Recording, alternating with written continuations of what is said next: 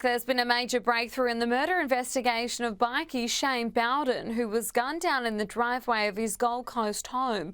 Police arrested and charged the leader of a rival gang, but the men who pulled the trigger are still on the streets. In handcuffs, hiding his face as he's taken into the watch house.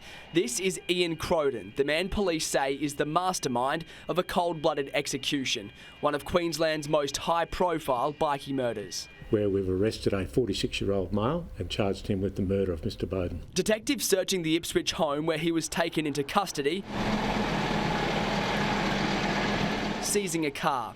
He's accused of orchestrating the killing of rival gang member Shane Bowden, a Finks enforcer shot 21 times at point-blank range in the driveway of his Gold Coast home last October. In the weeks before his death, Bowden was stalked. The killers caught on camera placing a GPS tracker on his car and loading fuel into getaway vehicles found burnt out near the scene. The crime unsolved until today. In my service, I've seen a number of outlaw motorcycle gang crimes.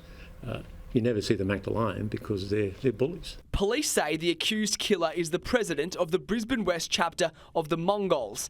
For the Mongols, Bowden was public enemy number one. He was run out of Victoria by the gang, surviving a drive-by shooting in Melbourne last July.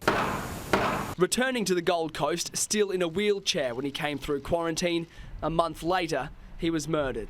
There's a number of potential motives for that, but it's clearly a club-sanctioned execution. Detectives say Croden is the head of the snake, the facilitator and the financier of the operation, but he didn't pull the trigger. When the investigation is over, as many as a dozen people could be charged. All those people involved in the various stages of the planning of this are culpable. Just because you're not the actual trigger man doesn't mean you won't be charged with murder.